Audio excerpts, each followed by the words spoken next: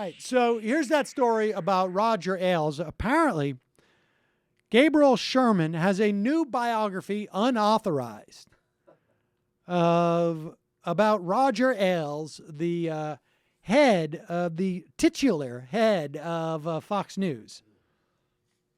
I just wanted to say titular. And there are some pretty juicy revelations in there, unsubstantiated at this point, because I haven't seen the book, but that's being reported by various news outlets. Apparently, back in 2012, Roger Ailes told other Fox News executives, I want to elect the next president. Now, arguably, Fox News is one of those pivot points, so maybe that arguably did help President Obama. But I think what Ailes had in mind was electing Mitt Romney.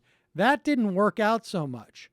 But some of the other tidbits, during a salary negotiation in the 1980s, I guess was this at NBC, CNBC,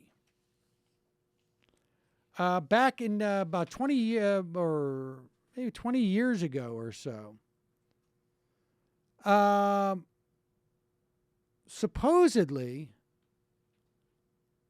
Roger Ailes offered a producer, I think her name was Randy Harrison or Anderson, not sure, I've seen it reported two different ways, an additional $100 a week if she would agree to have sex with him whenever he wanted. Literally nauseating. To be fair, in 2013, 2014 dollars, that would have been $267 or so. Oh, okay. Much better.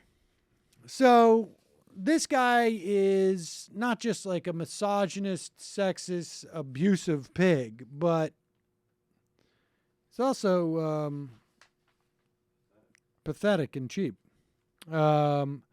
He also apparently thinks that Bill O'Reilly is simply a, quote, a book salesman with a TV show, and that Brian Kilmeade is a soccer coach from Long Island.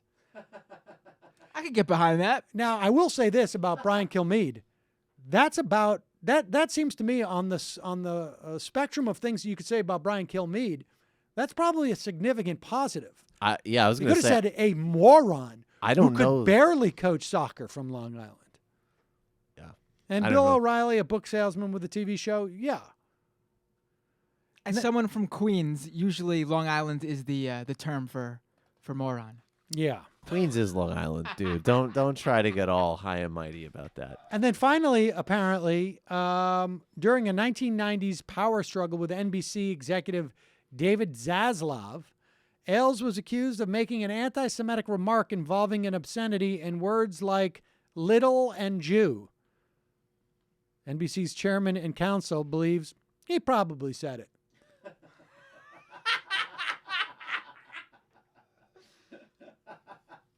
So there you have it.